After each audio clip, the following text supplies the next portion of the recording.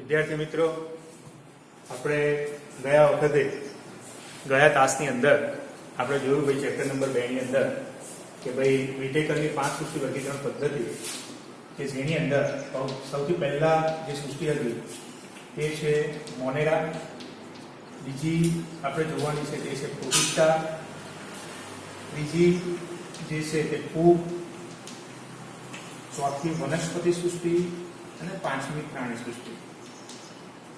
આપણે આના સિવાય પણ કેટલાક ક્લાસિફિકેશન જોયા હતા કે જેની અંદર સૌથી પહેલા એરિસ્ટોટલની વાત કરીએ આપણે કે જેણે વનસ્પતિ અને પ્રાણીને પ્રાથમિક એના જૂથોની અંદર વિભાજિત કર્યા. લોહી વગરના, લોહી વાળા, લાલ રુધિરવાળા, લાલ રુધિર વગરના. અને જે વનસ્પતિ હતી એ વનસ્પતિને પણ 3 ભાગમાં ડિવાઈડ કરી, છોડ, ક્ષુપ અને વૃક્ષની અંદર. એવી રીતે કેરોલસ લિનિયસે પણ 2 સૃષ્ટિ વર્ગીકરણ પદ્ધતિ આપી, જેમાં વનસ્પતિ સૃષ્ટિ અને પ્રાણી સૃષ્ટિ. પણ એની અંદર ઘણી બધી ખામીઓના કારણે નવી જે વર્ગીકરણ પદ્ધતિ છે તે અસ્તિત્વમાં આવી, જેને આપણે 5 સૃષ્ટિ વર્ગીકરણ પદ્ધતિ કહીએ છીએ. હવે આની અંદર આના ઘણા બધા ફાયદા છે. આપણને ખ્યાલ છે કે આ જે વર્ગીકરણ પદ્ધતિ છે તે એકકોષીય અને બહુકોષીય જે પ્રાણીઓ છે તેને પણ અલગ પાડે છે. સુકોષ કેન્દ્રીય અને આદિકોષ કેન્દ્રીય જે પ્રાણીઓ છે તેને પણ અલગ પાડે છે. એની જે પોષણ પદ્ધતિ છે અથવા તેનો જે જાતિ વિકાસ છે તેના આધારે આની અંદર જે સજીવો છે સજીવોને ક્લાસિફાઈ કરે. આપણે આ ચેપ્ટરની અંદર આ જે 3 સૃષ્ટિ છે તેના વિશે આપણે ચર્ચા કરવાની છે, મોનેરા, પ્રોટિસ્ટા અને ફૂગ. જેમાં આજે આપણે સૌથી પહેલા મોનેરા સૃષ્ટિની ચર્ચા કરવાની છે. આની અંદર કયા સજીવોનો અને એની જે રચના છે, એની જે દેહધાર્મિક પ્રક્રિયાઓ છે કેવા પ્રકારની હોય છે તેના વિશે આપણે ચર્ચા કરીએ. સૌથી પહેલા મોનેરા સૃષ્ટિ. હવે આ જે સૃષ્ટિ છે તેની અંદર સમાવિષ્ટ જે પ્રાણીઓ છે બધા જ આદિકોષ કેન્દ્રી છે. ધ્યાનમાં રાખજો, આદિકોષ કેન્દ્રી. હવે આદિકોષ કેન્દ્રી હોય સ્વાભાવિક છે કે એકકોષીય જ હોય. એકકોષી. તો એકકોષીય આદિકોષ કેન્દ્રની અંદર કોનો સમાવેશ થાય? તો બેક્ટેરિયાનો જ થાય. તો બધા જે બેક્ટેરિયા છે એ બેક્ટેરિયાનો સમાવેશ મોનેરા સૃષ્ટિની અંદર કરવામાં આવે છે.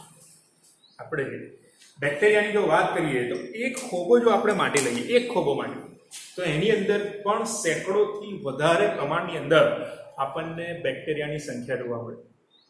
અને આ જે બેક્ટેરિયા જે છે એ વિપરીત પરિસ્થિતિની અંદર પણ બહુ સારી રીતે અનુકૂલન કેળવીને પોતાનો જીવન નિર્વાહ ચલાવે છે. જેમ કે આપણે જોઈએ કે રણ પ્રદેશ જેવા ગરમ પ્રદેશની અંદર પણ રહે છે, ગરમ ઝરણાની અંદર પણ આપણને બેક્ટેરિયા જે છે તે જોવા મળે છે. ઊંડા મહાસાગરોમાં કે જ્યાં સજીવ સૃષ્ટિનું પ્રમાણ ઘણું જ ઓછું છે, એવી વિપરીત પરિસ્થિતિની અંદર પણ બેક્ટેરિયા જે છે જાતે સર્વાઈવ કરે છે. મીન્સ કે બેક્ટેરિયા જે છે એ લગભગ મોટા ભાગના જે વાતાવરણ છે વાતાવરણમાં એડજસ્ટ થવાની પોતાની ક્ષમતા જે છે તે ધરાવતું જોવા મળે છે આપણને. જનરલી બધા જ જે બેક્ટેરિયા છે એને આકારની દ્રષ્ટિએ મુખ્યત્વે 4 ભાગની અંદર ડિવાઈડ કરેલા છે. સૌથી પહેલું જે જૂથ છે તે છે કોકસ, એટલે કે ગોળાકાર બેક્ટેરિયા, જેને આપણે ફોકસ કહીએ છીએ. બીજું છે તે છે કોમા શેપ અથવા તો અલ્પવિરામ આકારના, કે જેને આપણે વિપ્રિયો કહેતા. વિપ્રિયો જે કોમા શેપના હોય છે આવા, તો એને વિપ્રિયો પ્રકારના બેક્ટેરિયા કહીએ આપણે. ત્રીજા છે સ્પાઇરિલિયમ. સ્પાઇરિલિયમ આ જે છે તે કુંતલાકાર પ્રકારના બેક્ટેરિયા હોય છે. આવી રીતના કુંતલાકાર પ્રકારના બેક્ટેરિયા આપણને જોવા મળે. સર્પાકાર પણ જોવા મળે છે, જેને આપણે સ્પાઇરિલિયમ પ્રકારના બેક્ટેરિયા કહીએ છીએ. અને ત્રીજા જે છે દંડી જેવા આકારના, લાકડી જેવા, કે જેને બેસિલસ પ્રકારના બેક્ટેરિયા કહીએ છીએ. મીન્સ કે આપણે જોઈએ તો સૌથી પહેલા ગોલાણુ અથવા ગોળાકાર બેક્ટેરિયા, બીજા બેસિલસ એટલે દંડાણુ બેક્ટેરિયા, ત્રીજા કોમાશેપ અથવા તો અલ્પવિરામ આકારના, જેને આપણે વિબ્રિયો કહીએ છીએ, અને સ્પાઇરિલિયમ એટલે કે સર્પાણુ પ્રકારના બેક્ટેરિયા, કે જેને આપણે સ્પાઇરિલિયમ બેક્ટેરિયા કહીએ. સર્પાકાર આપણને બેક્ટેરિયા જોવા મળે. જનરલી બેક્ટેરિયા નરી આંખે આપણે જોઈ શકતા નથી. તેને આપણે માઇક્રોસ્કોપની અંદર જ્યારે પણ ઓબ્ઝર્વ કરીએ ત્યારે તેની રચના જે છે એ રચના મોટે ભાગે આ 4 પ્રકારની સાઇઝના અથવા એના આકારના આપણને જોવા મળે છે. આ પ્રકારના આપણને જોવા મળે છે બેક્ટેરિયા જે છે. બધા જ બેક્ટેરિયા જે એકકોષીય છે, પણ એકકોષીય સરળ રચના ધરાવતા આ જ બેક્ટેરિયા છે તેની અંદર જે જૈવિક જે પ્રક્રિયાઓ થાય છે એ જટિલ રીતે થાય છે. જૈવિક પ્રક્રિયાઓ કેવી થાય છે? જટિલ થાય છે. આપણી અંદર ઉચ્ચ કક્ષાના જે પ્રાણીઓ છે કે જે બહુકોષીય છે અને તેની અંદર બહુ ઉચ્ચ પ્રકારનું તંત્ર આપણને જોવા મળે, પેશી તંત્ર છે, અંગતંત્રો જે છે એ ઉચ્ચ પ્રકારના જોવા મળે. તો ઉચ્ચ કક્ષાના પ્રાણીઓની અંદર શ્રમનું વિભાજન થઈ ગયેલું હોય છે. દરેકે દરેક અંગ, દરેક પેશીના કાર્યની વહેંચણી થઈ ગયેલી હોય છે. જેમ કે આપણી અંદર આંખનું કામ અલગ છે, દેખવાનું કામ, કાનનું કામ અલગ છે, સાંભળવાનું, જીભનું કામ ટેસ્ટ છે, હાથ પગ અથવા ઇન્ટરનલ ઓર્ગન જેમ કે લીવર છે, પેન્ક્રિયાસ છે, ડિયોડનમ છે, આ બધા જ જે ઓર્ગન છે બધા જ ઓર્ગનનું સ્પેસિફિક વર્ક છે, ચોક્કસ કામ છે. અને એ જે કામ છે તેની વહેંચણી બહુ સારી રીતે થઈ ગયેલી છે. તેની રચનાને અનુલક્ષીને દરેકની રચના અલગ છે, માટે તેનું કાર્ય પણ અલગ છે. પણ એક કોષીય જે પ્રાણીઓ છે એ એક જ કોષ દ્વારા તમામ કાર્યો એક જ કોષ દ્વારા થવાના છે. મીન્સ કે એનું જે જીવરસ છે, એનો જે કોષ રસ છે, એ કોષ રસની અંદર એ બધી જ પ્રક્રિયાઓ થશે કે જે સામાન્યતઃ ઉચ્ચ કક્ષાના પ્રાણીઓમાં અલગ અલગ અંગોમાં થતી હોય છે. સીધી વાત છે, અલગ અલગ અંગોની અંદર જે પ્રક્રિયાઓ થઈ અને જે શ્રમનું વિભાજન થઈને જે કાર્ય થાય છે ઉચ્ચ કોટીનું થતું હોય છે. પણ તે છતાં પણ જે આદિકોષ કેન્દ્રીય જે સજીવો છે, જે એક કોષીય છે, તેની અંદર બધી જ પ્રક્રિયાઓ જે એક જ કોષ દ્વારા થતી હોય છે કે જેના કારણે જટિલ એટલે કે બધી જ પ્રક્રિયાઓ સામૂહિક રીતે આ જૈવિક પ્રક્રિયાઓ થઈ અને પોતાનો જે જીવન નિર્વાહ જે છે તે ચલાવતો હોય છે. કારણ કે તેમાં શ્રમ વિભાજનનો કોઈ અવકાશ છે નહીં, કારણ કે એનું શરીર એક જ કોષનું બનેલું છે. માટે એની અંદર બધી જ પ્રક્રિયાઓ જે જૈવિક પ્રક્રિયાઓ જે છે એ સામૂહિક રીતે થતી આપણને જોવા મળે છે. માટે આપણે તેને જટિલ પ્રક્રિયાઓ તરીકે ઓળખીએ. ભાઈ અહીંયા જે બેક્ટેરિયા જે છે એ રચનાની દ્રષ્ટિએ મુખ્યત્વે બે રીતે વિભાજિત થઈ શકે. એક તો સ્વાવલંબી છે ભાઈ, કે જે પોતાની રીતે અકાર્બનિક દ્રવ્યોની અંદરથી તે ખોરાક જાતે બનાવે છે, એવા પણ બેક્ટેરિયા જોવા મળે છે. બીજા કેટલાક મોટા ભાગના જે બેક્ટેરિયા છે જે આ પૃથ્વીની ઉપર આપણે જોઈએ તો મોટા ભાગે પરાવલંબી બેક્ટેરિયા જોવા મળે છે, પરકોષી બેક્ટેરિયા જોવા મળે છે. બેક્ટેરિયાની અંદર મોટા પ્રમાણમાં આપણને કયા પ્રકારના પરાવલંબી અથવા પરકોષી બેક્ટેરિયા આપણને જોવા મળે છે. પણ એમાંથી કેટલાક ફાયદારૂપ પણ છે મનુષ્ય માટે અને કેટલાક નુકસાનરૂપ પણ છે, જે આપણે આગળની તરફ ચર્ચા આપણે કરવાની છે. પણ મોનેરા સૃષ્ટિ જે છે એને મુખ્યત્વે આ બે વર્ગની અંદર વિભાજિત કરેલા છે. એક છે આર્કી બેક્ટેરિયા અને બીજા છે યુ બેક્ટેરિયા. આપણે સ્ટેપ બાય સ્ટેપ જોઈએ તો આર્કી બેક્ટેરિયાની અંદર કયા બેક્ટેરિયાનો સમાવેશ થાય? આ જે બેક્ટેરિયા છે તે વિશિષ્ટ પ્રકારના બેક્ટેરિયા છે. કેમ વિશિષ્ટ પ્રકારના બેક્ટેરિયા કહેવાય છે આને? કારણ કે આ બેક્ટેરિયા વિપરીત પરિસ્થિતિમાં, બહુ જ ડેન્જરસ પરિસ્થિતિમાં, જે પરિસ્થિતિની અંદર જીવન શક્ય નથી એવી પરિસ્થિતિની અંદર પણ આ જે બેક્ટેરિયા છે જાતે સર્વાઈવ કરી નાખે છે. એ જાતે ત્યાં જીવે છે. જેમ કે ખૂબ જ ક્ષારયુક્ત વાતાવરણ આપણને આર્કી બેક્ટેરિયા જોવા મળે છે. તેનું નામ છે હેલોફિલસ બેક્ટેરિયા, કે જે ખૂબ જ ક્ષારયુક્ત એનું વાતાવરણ હોય તેવી જગ્યાએ આપણને જોવા મળતા જે બેક્ટેરિયા છે તે બેક્ટેરિયાને આપણે હેલોફિલસ કહીશું. બીજા જે આર્કી બેક્ટેરિયા જે છે કે જે વિપરીત પરિસ્થિતિ, જેમ કે આપણે જોઈએ તો ખૂબ જ ગરમ વાતાવરણની અંદર, એટલે કે ગરમ પાણીના ઝરણાની અંદર પણ આપણને આ બેક્ટેરિયા જોવા મળે છે, જેને થર્મો એસિડોફિલિક બેક્ટેરિયા કહેવાય. થર્મો એસિડોફિલ્સ એટલે કે ખૂબ જ ગરમ પાણીના ઝરણાની અંદર પણ આપણને આ પ્રકારના બેક્ટેરિયા જોવા મળે છે. આ પ્રકારના આર્કી બેક્ટેરિયા જોવા મળે છે, જે બેક્ટેરિયા થર્મો એસિડોફિલ્સ છે. અથવા તો કેટલીક કળશ પ્રકારની ભૂમિ, કડળ પ્રકારની ભૂમિ એટલે કાદવ કિચડ યુક્ત જે ભૂમિ છે એ ભૂમિની અંદર પણ આપણને આવા બેક્ટેરિયા જોવા મળે છે. એનું નામ છે મિથેનોજન્સ. આ જે બેક્ટેરિયા છે કડળ ભૂમિની અંદર આપણને જોવા મળે છે, કાદવ કિચડ વાળી જમીનની અંદર. મુખ્યત્વે આ વિપરીત પરિસ્થિતિની અંદર સર્વાઈવ કેમ કરે છે, કયા કારણોસર આવી જમીનની અંદર તે જાતે એ બેક્ટેરિયા રહે છે? તો એ જે કોષ છે એ કોષનું અથવા એ જે સજીવ છે એનું સ્ટ્રક્ચર એ પ્રકારનું હોય છે કે જેના કારણે બહારના વાતાવરણની ઇફેક્ટ એના જીવરસની અંદર થતી નથી. તો કેમ નથી થતી? તો એ જે એક કોષ છે એનું બહારનું જે આવરણ છે, એની જે કોષ દિવાલ છે એ કોષ દિવાલ બહુ સખત હોય છે ભાઈ. અને વિશિષ્ટ પ્રકારની કોષ દિવાલના કારણે બહારના વાતાવરણની અંદરથી એનાથી પણ સૂક્ષ્મજીવો કે જે કોષ રસની અંદર આવી શકશે નહીં, અથવા એનાથી હાર્મફુલ જે ટોક્સિક મટીરિયલ છે જે એના કોષ રસની અંદર પ્રવેશ ઇઝીલી પામી શકતો નથી, અને જેના કારણે વિપરીત પરિસ્થિતિની અંદર પણ આ બેક્ટેરિયા બહુ ઇઝીલી સર્વાઈવ કરે છે, બહુ સરળતાથી એ જાતે એ જે બેક્ટેરિયા જે છે એ જાતે જીવન ગાળતા જોવા મળે છે.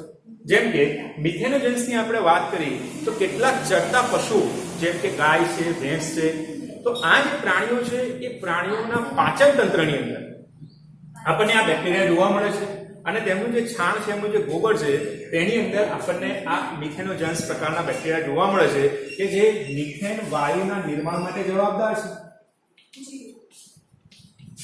એટલે મિથેનોજન્સ કે જે મિથેન વાયુનું નિર્માણ કરે છે, શેની અંદરથી? ગોબરની અંદરથી, અને એનો ઉપયોગ અત્યારે આપણે બળતણ તરીકે પણ કરીએ છીએ ભાઈ. તો આ વિપરીત પરિસ્થિતિ અંદર જે સર્વાઈવ કરતા બેક્ટેરિયા એટલે તે આર્કે બેક્ટેરિયા છે. બીજા જે બેક્ટેરિયા જે છે તે છે યુ બેક્ટેરિયા. ખરેખર આ જે બેક્ટેરિયા છે તે છે સત્ય બેક્ટેરિયા છે. યુ બેક્ટેરિયા ઇન જનરલ આપણે જોઈએ તો એને કશાયુક્ત અથવા કશાવિહીન એવી રીતે પણ તેને વર્ગીકૃત કરવામાં આવે છે.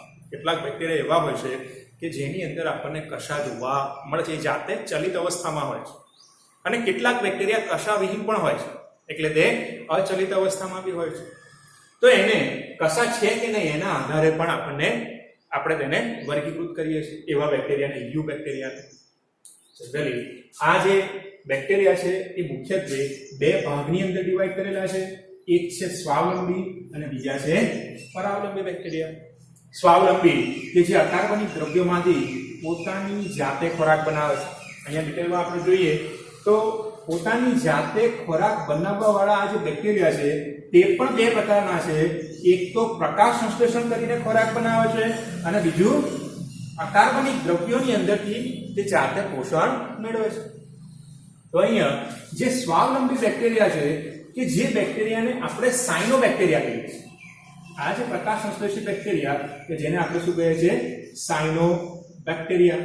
જનરલી આને નીલહરિત લીલ પણ કહેવાય છે. આ નીલહરિત લીલ કે જેમ કે એના વિના છે, નોનસ્ટોપ છે.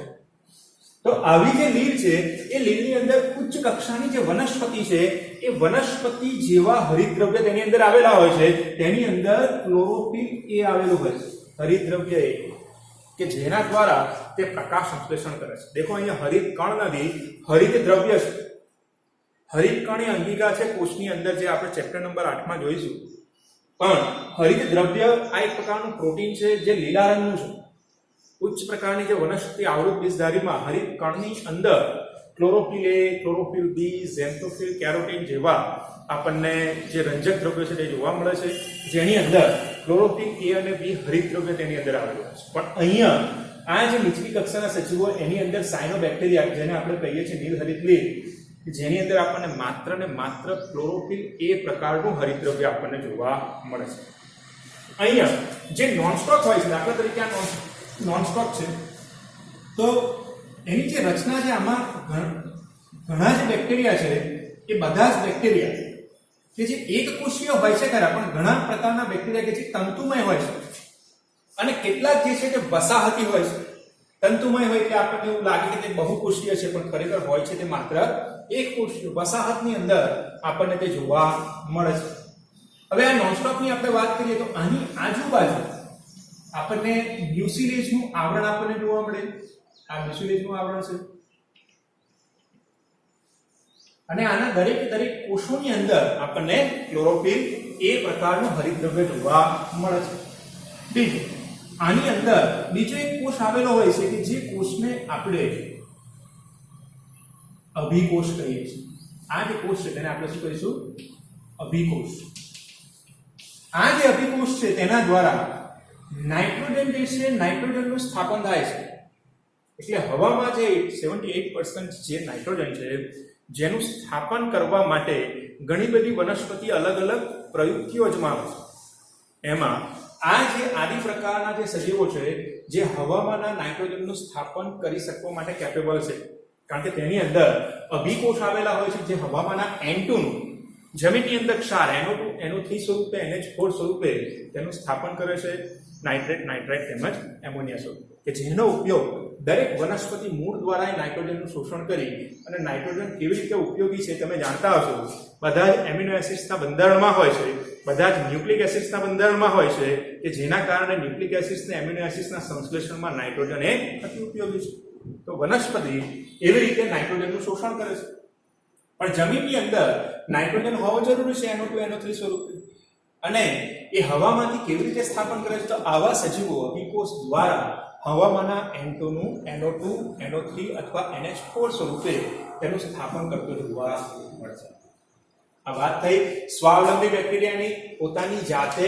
પ્રકાશ સંશ્લેષણ દ્વારા કેવી રીતે ખોરાક બનાવે છે તેની વાત કરીએ આપણે સાયનોબેક્ટેરિયા નીલહરિતની પણ કેટલાક બેક્ટેરિયા એવા છે કે જે રસાયણ સંશ્લેષી બેક્ટેરિયા છે હવે આ જે રસાયણ સંશ્લેષી બેક્ટેરિયા છે એ પ્રકાશનો ઉપયોગ કરીને ખોરાક નથી બનાવતા પણ એ જાતે છે સ્વાવલંબી એ અકાર્બનિક દ્રવ્યો જેમ કે NO2 છે NO3 છે NH4 છે મીન્સ કે નાઇટ્રેટ નાઇટ્રાઇટ અને એમોનિયા આનું ઓક્સિડેશન કરે ધ્યાન રાખજો આનું શું કરે છે ઓક્સિડેશન કરે છે અને ઓક્સિડેશન કરવાને કારણે તેમાંથી રિલીઝ થયેલી જે એનર્જી છે એમાંથી મુક્ત થતી જે શક્તિ છે એ શક્તિનો ઉપયોગ એ પોતાના એટીપી ના સંશ્લેષણમાં કરે છે એટલે પોતાની શક્તિ બનાવવામાં આનું ઓક્સિડેશન કરી અને એમાંથી મુક્ત થતી જે શક્તિ છે એ શક્તિનો ઉપયોગ એટીપી ના સંશ્લેષણમાં કરે છે એડિનોસાઇન ટ્રાઇફોસ્ફેટના સંશ્લેષણમાં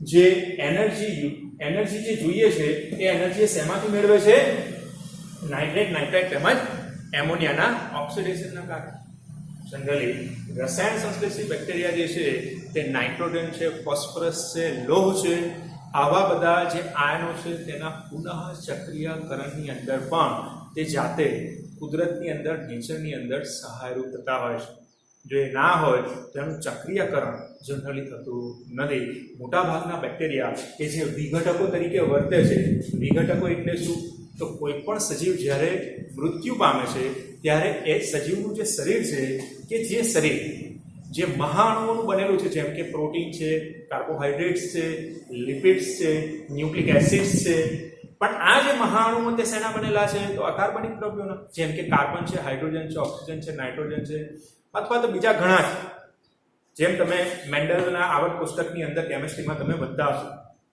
પણ સજીવોની અંદર એમાંથી લિમિટેડ જે આયનો જે છે એ આયનો ઉપયોગ કરીને તેનું સંશ્લેષણ કરે છે પણ એનું જે મહાઅણુઓનું જે સંશ્લેષણ થાય છે એ સંશ્લેષણ થયા પછી તેનું વિઘટન થશે તો જ તે જમીનની અંદર પડશે અને જમીનમાં પડશે તો જ તે વનસ્પતિ દ્વારા ફરીથી પાછું શોષણ પામશે અને વનસ્પતિ દ્વારા શોષણ પામશે તે વનસ્પતિને જે ખાશે જે પ્રાણીઓ ખાશે એ પ્રાણીઓની અંદર તે દ્રવ્યો જશે અને પ્રાણીઓને વનસ્પતિ જ્યારે મૃત્યુ પામશે ત્યારે ફરીથી તેનું વિઘટન થવું જરૂરી છે જો એ વિઘટિત થશે તો એ વાતાવરણમાં તેમજ ભૂમિની અંદર ભળશે અને ફરીથી પાછી એ સાયકલ જે છે સાયકલ ચાલ્યા કરશે આને શું કહેવાશે પુનઃ ચક્રીયકરણ એમાં પુનઃ ચક્રીયકરણની અંદર આ જે રસાયણ સંશ્લેષિત જે બેક્ટેરિયા જે છે એ બેક્ટેરિયા કે છે એમાં નાઇટ્રોજનનું પુનઃ ચક્રીયકરણ છે એવી રીતે લોહ કે જેને આપણે આયરન કહીએ છીએ Fe+2+3 તેના ચક્રીયકરણની અંદર તેમાં સલ્ફર છે અથવા બીજા ઘણા એવા આયનો છે કે જેના પુનઃ ચક્રીયકરણની અંદર આ જે બેક્ટેરિયા રસાયણ સંશ્લેષિત બેક્ટેરિયા જે છે એ મહત્તમ ભાગ ભજવે છે વાત કરીએ આપણે સ્વાવલંબી બેક્ટેરિયાની હવે આપણે વાત કરવાની છે પરાવલંબી બેક્ટેરિયા અથવા પરપોષી બેક્ટેરિયા પરપોષી બેક્ટેરિયા કે જે આ જે બેક્ટેરિયા છે જે બેક્ટેરિયા એ બે પ્રકારના છે એક તો મનુષ્ય માટે ફાયદારૂપ પણ છે બીજા કેટલાક મનુષ્ય માટે નુકસાનરૂપ પણ છે જનરલી મનુષ્યની ઉપર આવા જે બેક્ટેરિયા છે તેની મોટી અસર થતી જોવા મળે છે એમાં ફાયદારૂપ બેક્ટેરિયાની સૌથી પહેલા વાત કરીએ આપણે જેમ કે એક સાદું સીધું એક્ઝામ્પલ છે આપણા ઘરની અંદર જ જે દૂધમાંથી જે દહીં બને છે એ દહીં બનાવવા માટે જે બેક્ટેરિયાની જરૂર પડે છે તે લેક્ટોબેસિલસ પ્રકારના બેક્ટેરિયા છે જો દૂધની અંદર તમે આપણે કહીએ છીએ મેરવણ નાખીએ આપણે તો એ મેરવણની અંદર શું હશે બેક્ટેરિયા જશે અને બેક્ટેરિયા એ દૂધની અંદરથી પોષણ લઈને એસિડ જનરેટ કરે છે કે જેના કારણે દૂધમાંથી દહીં બને છે અને જેના કારણે જે એસિડના કારણે આપણને દહીં કેવું લાગે છે સ્વાદે ખાટું લાગે છે અને એ આપણા માટે ઉપયોગી પણ છે, આપણા પાચન તંત્ર માટે બહુ ઇમ્પોર્ટન્ટ વસ્તુ છે. તો અહીંયા દૂધમાંથી દહીં બનાવવા માટેના લેક્ટોબેસિલસ બેક્ટેરિયા એ પણ ફાયદારૂપ છે. એના સિવાય કેટલાક એન્ટીબાયોટિક અત્યારે પ્રતિજૈવિક દ્રવ્યોના સંશ્લેષણની અંદર પણ આપણને ખ્યાલ છે, આપણને કોઈ પણ રોગ લાગુ પડ્યો હોય તો આપણું શરીર જાતે એન્ટીબાયોટિક્સનું નિર્માણ કરે છે, એન્ટીબોડીનું નિર્માણ કરે છે. પણ એ એન્ટીબોડીનું નિર્માણ ના કરી શકે ને એ રોગ આપણને લાગુ પડી ગયો તો આપણે બહારથી શું લેવું પડે? એન્ટીબાયોટિક્સ, પ્રતિજૈવિક દ્રવ્યો જે સૂક્ષ્મ જીવોની સામે આપણા શરીરને રક્ષણ આપે છે. તો એ જે પ્રતિજૈવિક દ્રવ્ય જે આપણે બહારથી લઈએ ટેબ્લેટ સ્વરૂપે, સિરપ સ્વરૂપે, તો એ ટેબ્લેટ અને સિરપ્સની અંદર જે એન્ટીબાયોટિક્સ હોય છે તેનું સંશ્લેષણ મોટા ભાગે બેક્ટેરિયાની અંદરથી કરવામાં આવતું હોય છે. પ્રતિજૈવિક દ્રવ્યોના સંશ્લેષણની અંદર પણ આપણને આ બેક્ટેરિયા જે છે તે ફાયદારૂપ છે. ત્રીજું જે છે એ સિમ્બી કુળની વનસ્પતિ છે. દાખલા તરીકે કઠોળ વર્ગની વનસ્પતિ. તો કઠોળ વર્ગની વનસ્પતિમાં તમે જાણો છો જેમ કે ચણા છે અથવા તો વાલ છે, વટાણા છે, તો આ જે કઠોળ વર્ગની જે વનસ્પતિ છે તેની અંદર મેક્સિમમ પ્રોટીન હોય છે, તમને બધાને ખ્યાલ છે. પણ એ કયા કારણોસર તેની અંદર જ વધારે પ્રમાણમાં પ્રોટીન છે બીજી વનસ્પતિઓ કરતા? શું તમે તે પ્રશ્નનો જવાબ પડવાનો પ્રયત્ન કર્યો હશે તો કદાચ કેટલાકને જવાબ મળ્યો પણ હશે. જેમ કે કઠોળ વર્ગની વનસ્પતિના જે મૂળ છે એ મૂળની અંદર સહજીવી બેક્ટેરિયા આપણને જોવા મળે છે. અને સહજીવી જે બેક્ટેરિયા છે તે બેક્ટેરિયા કે જે રાઇઝોબિયમ પ્રકારના બેક્ટેરિયા છે કે જે હવામાંના નાઇટ્રોજનનું સ્થાપન કરી આપે છે વનસ્પતિને, અને એ જે નાઇટ્રોજન જે છે નાઇટ્રોજનનો ઉપયોગ એ વનસ્પતિ એમિનો એસિડ્સના સંશ્લેષણમાં કરે છે અને એમિનો એસિડ્સ પરસ્પર ભેગા થઈ અને પ્રોટીનનું સંશ્લેષણ કરે છે. તો અહીંયા જે ફાયદારૂપ જે બેક્ટેરિયા છે એ બેક્ટેરિયા જેમ કે આપણે જોયું, એક તો એન્ટીબાયોટિક્સના સંશ્લેષણની અંદર, બીજું આપણે જોયું સિમ્બી કુળની વનસ્પતિની અંદર તે સહાયરૂપ છે, અને ત્રીજું કે જે દૂધમાંથી દહીં બનાવવા માટે લેક્ટોબેસિલસ પ્રકારનો બેક્ટેરિયા કે જે પણ આપણા માટે ખૂબ જ ઇમ્પોર્ટન્ટ છે. પણ મોટા ભાગના જે બેક્ટેરિયા છે તે નુકસાનકારક છે, જે આપણા માટે ખૂબ જ નુકસાનકારક છે, જે પરોપજીવી તરીકે આપણા શરીરની અંદર તેમજ શરીરની બહાર પરજીવી તરીકે વર્તા આપણને જોવા મળે છે. અહીંયા જે જોઈએ આપણે દાખલા તરીકે નુકસાનકારક જે બેક્ટેરિયા છે તે